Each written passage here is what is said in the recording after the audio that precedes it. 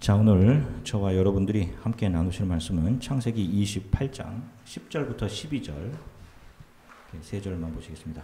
창세기 28장 10절부터 12절 말씀 쉬운 성경으로 함께 하나님의 말씀을 같이 읽으시겠습니다. 야곱은 베엘세바를 떠나 하란으로 갔습니다. 어느 곳에 이르렀을 때에 해가 저물어 야곱은 그곳에서 하룻밤을 지냈습니다. 야곱은 그곳에서 돌 하나를 주워 그것을 베개 삼아 잠을 잤습니다. 야곱은 꿈을 꾸었습니다. 사다리 하나가 땅에 세워져 있는데 그 꼭대기가 하늘에 닿아 있었습니다. 그리고 하나님의 천사들이 사다리 위로 오르락내리락 하고 있었습니다. 아멘. 할렐루야. 자, 여러분 한 주간 동안 평안들 하셨습니까? 네. 올해 이 2월 들어서 미국의 플루가 아주 이렇게 유행을 하고 있다고 합니다. 세계적으로는 코로나 바이러스 때문에 염려하고 있는데 실제로 이 미국의 또 플루가 지난 10년간 중에 가장 강력하게 유행하고 있다고 해요. 이번 주를 기준으로 지난 8주에서 6주 동안 약 92명의 어린아이들이 플루로 사망을 했다고 합니다. 특별히 어린아이들을 두신 부모님들도 어르신들 또 건강에 많이 유의하시고 또 더우시더라도 또 이게 추우시더라도 운동도 이렇게 잘 하시고 이렇게 또 건강하셨으면 좋겠어요. 자, 사람들에게는 큰 도시에 대한 동경이 있습니다. 자, 여러분들은 어떠신가요? 아이오와에 여러분들 살고 계신데 여러분들 어떠세요? 이것 아이오와 마음에 드세요, 여러분? 그냥 뭐 정착해서 살고 있으니까 그냥 체념하며 계십니까? 뭐 그닥 그렇게 마음에 들어하지 않는 분들도 있지 않을까 생각해요. 왜냐면 별로 그렇게 할 게 없습니다. 전에 한번 여기 방문하셨던 분이 강원도 분이셨는데 그런 말씀하시더라고요. 전 미국에 처음 왔는데 여기가 미국인지 강원도 영월인지 구분이 가지 않았다고. 그래서 기대하면서 다운타운을 돌아보아야지 이렇게 생각하면서 아이오와시티 다운타운 20분 만에 차로 돌면 그래서 이게 다냐 뭐 그랬다고. 뭐 그래서 그런 말을 했습니다. 제가 살고 있는 코랄빌 다운타운은 더 작다고요. 이곳에 뭐 큰 한인마트도 없고 공부하러 온 젊은 청년들은 한 1년이 지나면 아이오와를 탈출하고 싶어합니다. 여기가 무슨 쇼생크도 아니고 탈출이라는 단어를 써요. 아이오와 탈출하고 싶어요. 근데 막 그렇게. 그러니까 잘 보세요. 우리들이 큰 도시를 동경을 합니다. 그러니까 왜일까요, 여러분? 한번 생각을 해보세요. 편리가 갖추어져 있기 때문에 아니면 좋은 학교들이 있어서 물론 인간들이 세운 문명의 편리함과 또 좋은 학교들 우리들의 눈과 입을 즐겁게 해주는 것들이 큰 도시에 많이 있는 것은 사실이죠. 큰 도시일수록 범죄율이 높음에도 불구하고 우리들은 무슨 이유로 큰 도시를 동경하는 것일까요? 좀 전에 말씀드렸듯이 우리의 눈과 입과 귀를 즐겁게 해줄 것들이 많기 때문일까요? 실은 우리 인간은 더 발달된 문명 안에서 안정과 평안을 느끼는 경향이 있습니다. 그래서 홍수를 당했던 그들이 안정과 평안을 위해서 세웠던 것이 당시 가장 높았던 바벨이라고 하는 성이었어요. 그래서 그들이 우리의 이름을 내자 하늘 끝까지 쌓아보자 라고 하면서 그 안에서 안정을 얻기 위해서 이렇게 커다란 성을 지은 것입니다. 하나님을 대적하고 하나님처럼 되고자 했던 인간들이 만들어낸 것이 문명이죠. 그래서 문명이 강하게 자리 잡고 있는 도시들은 강한 인본주의의 메시지들을 고스란히 담고 있습니다, 여러분. 그 안으로 들어가는 거예요, 여러분들이. 다 하나님과 멀어지게 하는 요소들이죠. 원래 에덴에서는 하나님께서 공급해 주시는 것만으로 인간이 최고의 행복을 느끼며 살았습니다. 인간이 성을 쌓을 필요도 없었어요. 그 안에 들어갈 이유도 없었죠.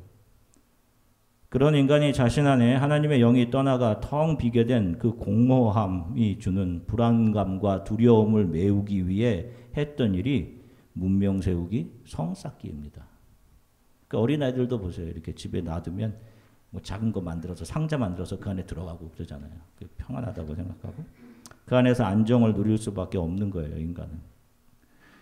자, 하나님을 대적해서 바벨성을 쌓았던 사람들이 신할 평야에서 흩어지죠. 하나님께서 그들의 언어를 나누어 버리십니다. 그리고 그들의 한 부류가 정착해서 만들어낸 문명이 바로 바벨론, 메소포타미아 문명입니다. 그 중심 도시인 우르라는 도시에 아브라함이 살고 있었던 것이고요.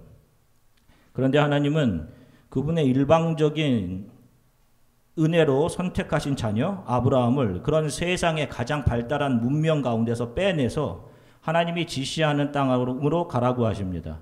여러분, 이것이 구원인 것입니다.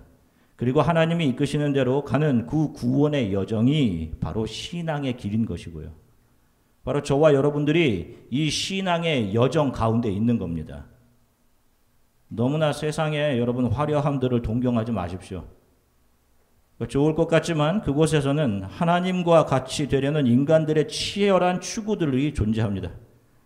화려함과 즐거움이요, 결국 그런 것들이 여러분을 하나님으로부터 멀어지게 합니다. 창세기의 도시들, 화려함과 문명으로 굳건하게 세워진 도시들이 우리들에게 교훈하고 있는 것이 바로 그런 것입니다. 아브라함의 조카 롯이 선택한 도시가 어디였죠? 소돔과 고모라 지역이에요.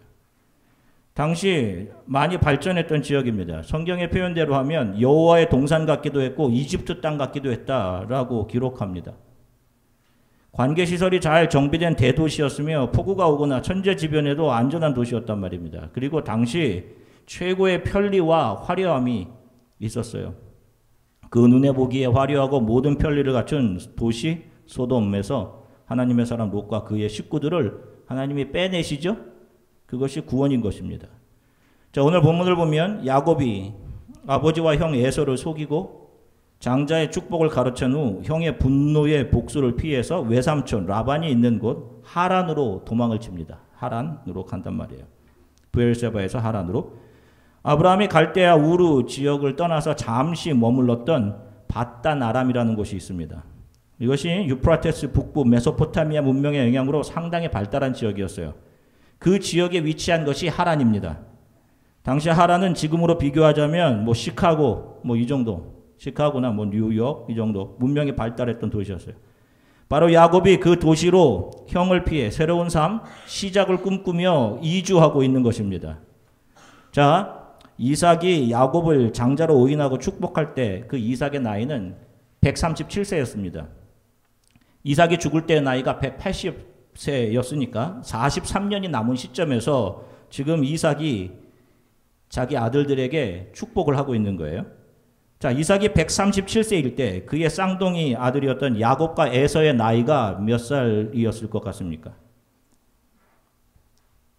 성경으로 이렇게 계산을 해보면 77세입니다. 그러니까 야곱이 형 에서의 축복을 가르칠 때의 나이가 77세 할아버지의 나이입니다. 77세 나이에 아버지를 속이고 외삼촌 라반의 집으로 가서 거기서 20년을 죽도록 고생하는 거예요. 화려하고 큰 문명의 도시 하란으로 가면 아버지의 축복이 자신의 삶에 임할 것이라는 생각을 했을 거예요. 내가 여기 가서 잘 정착하고 살 것이다. 그런데 웬걸요? 그 앞에 엄청난 고생이 기다리고 있었습니다. 자기보다 더 강력하게 간사하고 교활한 사람이 기다리고 있었어요. 자, 그런데 이 77세의 노인의 외로운 도피 여중에 하나님께서 나타나셔서 그에게 이렇게 말씀하시죠. 자, 창세기 28장 12절서부터 15절 쉬운 성경으로 같이 읽겠습니다. 야곱은 꿈을 꾸었습니다. 사다리 하나가 땅에 세워져 있는데 그 꼭대기가 하늘에 닿아 있었습니다. 그리고 하나님의 천사들이 사다리 위로 오르락 내리락 하고 있었습니다. 야곱은 여호와께서 사다리 위에 서 계신 모습을 보았습니다. 여호와께서 말씀하셨습니다. 나는 내 할아버지 아브라함의 하나님, 이삭의 하나님 여호와다. 내가 너와 내 자손에게 내가 지금 자고 있는 땅을 줄 것이다. 내 자손은 땅의 티끌처럼 많아져서 동서남북 사방으로 퍼지며 땅 위 모든 민족들이 너와 내 자손을 통해 복을 받을 것이다. 나는 너와 함께하고 내가 어디로 가든 너를 지켜줄 것이다. 그리고 너를 다시 이 땅으로 데려오리니 내가 너에게 약속한 것을 다 이루어 주기 전까지 너를 떠나지 않을 것이다. 아멘. 보세요. 형 에서를 피해 도망가면서 고단에서 돌베개를 삼아 잠이 들었는데 꿈에 사닥다리가 하나 보였습니다. 근데 그것이 하늘 끝까지 닿아 있었어요. 그리고 천사가 그 위를 오르락 내리락 하고 있었는데 여호와께서 그 위에서 야곱에게 말씀하셨습니다. 내가 누운 땅을 반드시 너와 네 자손에게 주겠다. 너가 어디로 가든지 내가 너와 함께 할 것이며 너를 지켜주겠다라는 약속입니다.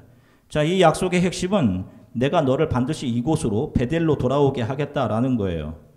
자, 꿈에서 야곱은 놀라서 이곳은 하나님이 계시는 곳인데 내가 몰랐구나라고 하고는 그곳의 이름을 베델이라고 짓습니다. 집, 엘, 하나님, 하나님의 집이라는 뜻이죠. 그가 꿈에서 하나님을 만난 그곳이 거룩한 장소라고 생각을 했어요. 그래서 베델이라고 짓습니다. 거기서 야곱은 하나님을 만나 하나님께 내가 어디로 가든 너와 함께 하겠다라는 약속, 축복을 받습니다. 자, 이렇게 축복을 받은 야곱이 하나님께 서원을 하죠. 자, 그 내용이 창세기 28장 20절서부터 22절입니다. 같이 읽겠습니다. 야곱은 이렇게 맹세했습니다. 하나님께서 저와 함께 하여 주시고 이 여행길에서 저를 지켜주시고 먹을 음식과 입을 옷을 주셔서 무사히 아버지의 집으로 돌아갈 수 있게 해주시면 여호와를 저의 하나님으로 섬기겠습니다. 내가 기둥처럼 세운 이 돌은 하나님의 집이 될 것입니다. 하나님께서 저에게 주신 모든 것의 10분의 1을 하나님께 바치겠습니다. 아멘. 자, 보세요. 그런데 이 약속, 이 서원을 야곱이 지킵니까? 아니에요. 77세 외삼촌 라반의 집에서 야곱이 죽도록 고생을 하기 시작합니다. 84세에 레와와 결혼하고 7일 후 라헬도 얻죠. 14년을 라헬을 얻기 위해서 자신을 교묘하게 속인 외삼촌 집에서 온갖 고생을 다 합니다. 그리고 또 6년을 외삼촌을 위해 더 일을 합니다. 그리고 그 와중에 자기도 살기 위해 외삼촌을 속이죠. 속고 속이고 막 도합 20년 동안. 자, 20년 동안 이 약삽하고 간사한 야곱은 자기보다 한 수 위에 외삼촌을 만나서 인생의 쓴맛 단맛을 여기서 다 경험합니다. 그러면서 자신에게 속임을 당했던, 자기가 예전에 속였던 에서의 마음이 어땠을까? 아마 뼛속 깊이 느끼지 않았을까? 그런 생각도 해봅니다. 그런데 하나님이 97세에 야곱에게 베델로 돌아가라고 지시하시죠. 자, 창세기 31장 13절 같이 읽겠습니다. 나는 베델의 하나님이라 내가 거기서 기둥에 기름을 붓고 거기서 내게 서원하였으니 지금 일어나 이곳을 떠나서 내 출생지로 돌아가라 하셨느니라. 아멘. 자, 보세요. 자, 하나님께서 그를 베델로 돌아가게 만드십니다. 그리고 그것을 출생지라고 하셔요. 자, 창세기 35장 1절부터 3절 쉬운 성경으로 같이 읽겠습니다. 하나님께서 야곱에게 말씀하셨습니다. 베델 성으로 가서 그곳에서 살아라. 내가 내 형 에서를 피해 도망칠 때 그곳에서 너에게 나타나셨던 하나님께 제단을 쌓아라. 야곱이 자기 가족과 자기와 함께 사는 모든 사람들에게 말했습니다. 너희 가운데 있는 이방 우상들을 다 버려라. 너희 스스로 깨끗하게 하고 옷을 바꾸어 입어라. 여기를 떠나 베델로 가자. 그곳에서 하나님께 제단을 쌓을 것이다. 그 하나님께서는 내가 괴로움을 당할 때 나를 도와주셨으며 내가 어디를 가든지 나와 함께 계셨다. 아멘. 자, 맨 처음에 야곱은 자신이 희한한 꿈을 꾼 그 장소를 베델이라고 명명했어요. 여기 거룩한 곳이다. 하나님의 임재가 있는 거룩한 장소라고 생각했어요. 그런데 노년 97세가 되어서 야곱이 어떻게 변해 있습니까? 내가 어디를 가든지 하나님이 나와 함께 계셨다라고 고백을 한단 말입니다. 그때는 이 장소에만 하나님이 계시는 줄 알았어요. 그런데 내가 인생을 이렇게 살아보니 내 순간순간마다 하나님이 나와 함께 하셨구나 라는 생각을 합니다. 그리고 더 이상 하나님의 임재라는 것은 특정 장소가 아닌 하나님의 임재는 그분의 백성을 온전한 이스라엘, 온전한 하나님의 사람으로 만들어내시고자 그의 삶에서 쉬지 않고 간섭하시는 하나님의 함께 하심이구나 이렇게 이해를 하게 된 겁니다. 그렇게 하나님의 임재를 이해하게 된 거예요. 그래서 그가 노년에 베델로 올라가자라고 한 것은 하나님께 순복하고 그분께 내 뜻을 주장하고 정하지 않고 그분을 예배하는 자의 삶으로 돌아가는 것을 의미했던 것입니다. 자, 베델은 그가 하나님을 만나 그의 삶이 변한 그가 제2의 고향으로 자리 잡은 곳, 참 이스라엘로 이름이 변한 곳입니다. 야곱에서, 간사한 자에서 이스라엘로. 자, 그 사닥다리를 오르락 내리락 하던 천사의 사역 또한 이게 무엇인지를 야곱이 그때 이해하게 돼요. 이걸 조금 후에 다루겠습니다. 자, 이것이 야곱의 영적인 고향인 베델의 의미고 하나님의 임재와 함께 하심의 의미입니다. 참 간사했던 야곱은 자신의 험난한 삶을 통해 이것을 배운 거예요. 그리고 이 하나님이 함께 하심이 복이라는 것을 그의 아버지 이삭이 배운 것처럼 하나님의 손에 배워간 겁니다. 화려하게 자기에게가 물질로 채워지고 하는 그것이 복이 아니라 하나님이 내 인생에서 나와 함께 하심이 복이구나. 이 사실을 알아간 거예요. 하나님은 이렇게 창세전에 택하신 하나님의 백성들을 이 역사와 인생 속에 하나님을 떠나 자신의 힘과 노력으로 행복에 도달해 보고자 하는 그 인간들이 세운 문명 안에서 치열하게 속고 속이게 놔두십니다. 그 안에. 그리고 힘들어하고 절망하는 그들을 그 안에서 은혜로 빼어내십니다. 그리고 그들을 하나님의 나라를 순종하고 예배하며 더 이상 눈과 입과 귀를 즐겁게 하는 것들이 아닌 하나님만으로 만족하고 감사하는 사람으로 만들어내십니다. 자, 그럼 한 군데 더 볼게요. 요한복음 보면 예수께서 나다나엘을 제자로 부르시는 장면이 나옵니다. 빌립의 친구인 나다나엘을 빌립이 예수께로 데리고 오죠. 요한복음 1장 46절부터 49절입니다. 같이 읽겠습니다. 나다나엘이 이르되 나사렛에서 무슨 선한 것이 날 수 있느냐. 빌립이 이르되 와서 보라 하니라. 예수께서 나다나엘이 자기에게로 오는 것을 보시고 그를 가리켜 이르시되 보라 이는 참으로 이스라엘 사람이라. 그 속에 간사한 것이 없도다. 나다나엘이 이르되 어떻게 나를 아시나이까. 예수께서 대답하여 이르시되 빌립이 너를 부르기 전에 내가 무화과 나무 아래에 있을 때에 보았노라. 나다나엘이 대답하되 라비여 당신은 하나님의 아들이시오 당신은 이스라엘의 임금이로소이다. 아멘. 예수께서 나다나엘을 제자로 부르시는 장면입니다. 그는 야곱과 같이 하나님의 손에 의해 선택된 하나님의 자녀였습니다. 자, 그에게 뭐라고 하죠? 예수님께서 그가 오자 보라 이는 참 이스라엘이라 라고 합니다. 그 속에 간사한 것이 없도다. 자, 이런 말을 하죠. 자, 그런데 이스라엘은 누구의 이름입니까? 야곱이죠. 야곱의 이름입니다. 간사한 인간은 누구를 가리키는 겁니까? 역시 야곱입니다. 자, 이렇게 간사하고 치열한 문명 속에서 자기도 똑같이 치열하고 간사하게 살아가는 그런 사람들을 예수께서 은혜로 찾아오셔서 그들에게 간사한 것이 없다. 너가 참 이스라엘이다 라고 불러주시는 그것이 바로 은혜인 것입니다. 자, 계속해서 나다나엘에게 예수께서 하시는 말씀을 보겠습니다. 요한복음 1장 50절서부터 51절입니다. 같이 읽겠습니다. 예수께서 그에게 말씀하셨습니다. 내가 무화과 나무 아래 있던 너를 보았다고 해서 믿느냐? 이제 그보다 더 큰 일로 보게 될 것이다. 그리고 예수께서 덧붙여 말씀하셨습니다. 내가 진실로 진실로 너희에게 말한다. 너희는 하늘이 열리고 하나님의 천사들이 인자 위에서 오르락 내리락 하는 것을 보게 될 것이다. 아멘. 자, 보세요. 하나님의 천사들이 인자 아래서 오르락 내리락 하는 것 무엇입니까? 이것이 야곱이 보았던 것과 똑같은 장면이에요. 하늘이 열리고 천사들이 인자 위에서 오르락 내리락 하는 것을 보게 될 것이다 라고 해요. 바로 예수 그리스도가 하나님과 인간 사이에서 인간의 죄를 중보하시면서 지시게 될 십자가의 사역을 이야기하는 것입니다. 이것을 위해 예수께서 임마누엘의 모습으로 이 땅에 오신 것이고요. 먼 옛날 야곱은 그의 나이 97세가 되어서야 그가 봤던 사닥다리를 통해 이것을 이해하게 된 것이고요. 그의 인생 말년에 이 임마누엘로 이 땅에 오실 예수 그리스도 메시아를 믿음의 눈으로 보며 그것을 하나님의 임재다 이렇게 이야기를 했던 것이에요. 자, 우리 크리스천들은 하나님의 뜻과 계획을 신뢰하며 살아가는 사람들입니다. 우리들의 삶의 여정은 바로 이 하나님의 계획과 그분의 뜻을 따라 영원한 구원을 향해 움직여가는 것이어야 해요. 우리는 이 땅에 정착하는 사람들이 아닙니다.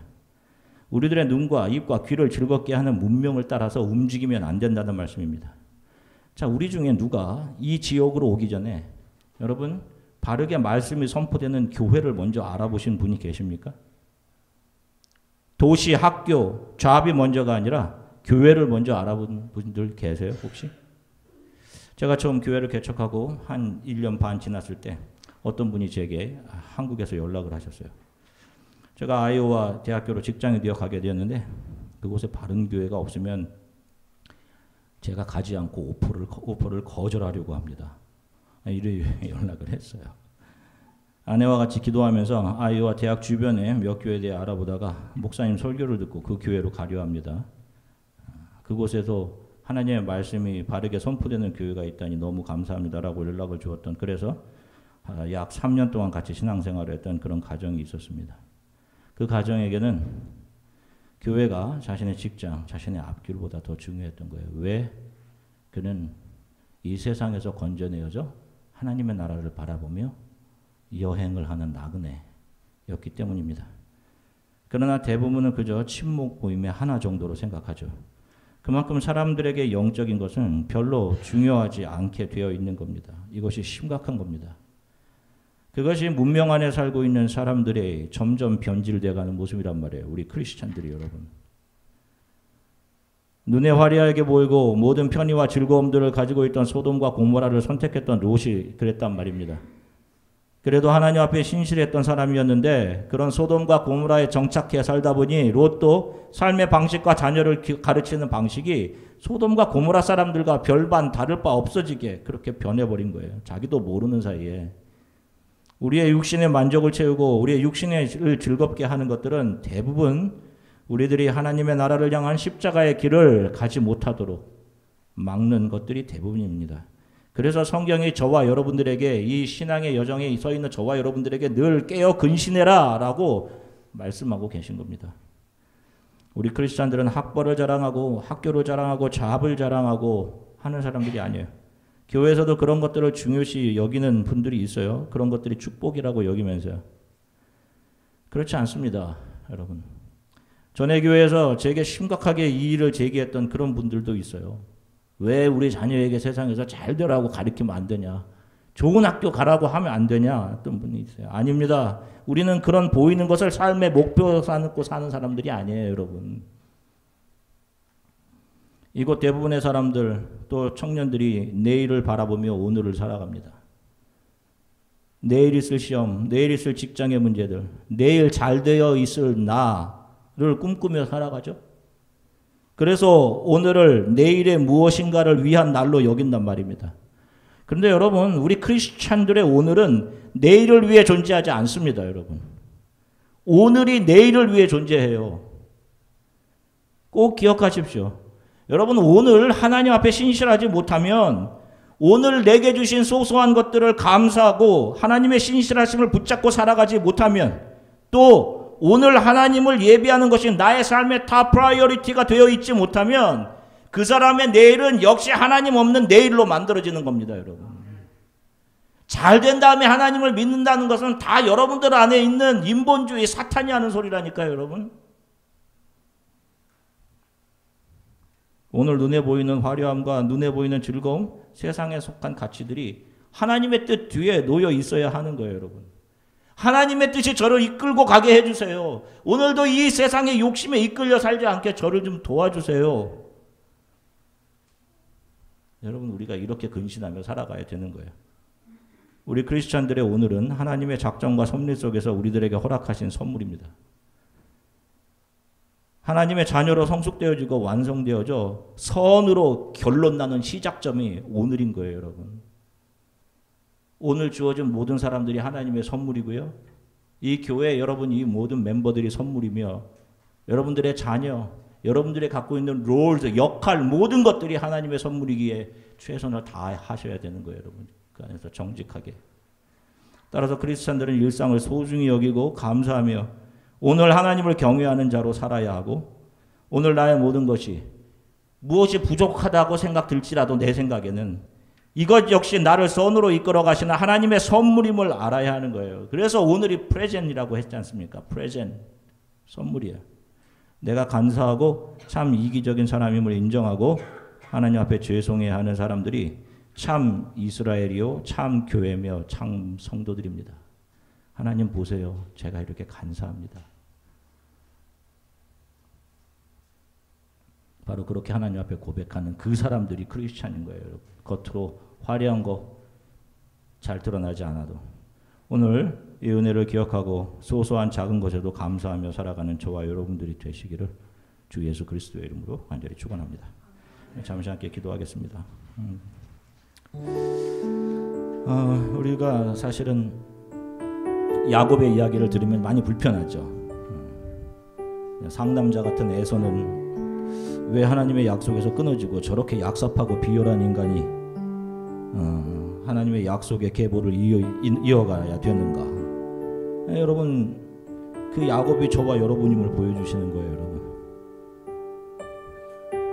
그 간사한 게 바로 너야.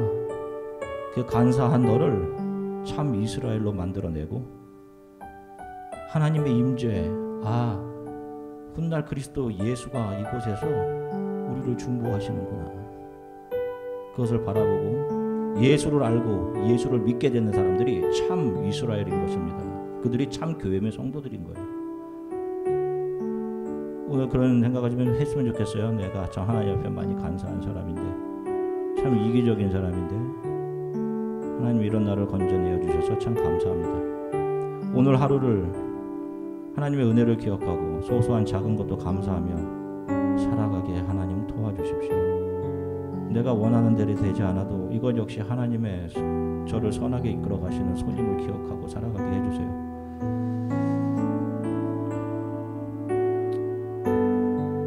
눈에 보이는 것 따라가지 않게 믿음으로 하나님만을 따라가게 예수 그리스도만을 붙잡고 가는 저의 삶의 여정이 되게 도와주세요. 우리 이렇게 잠시 함께 기도하겠습니다.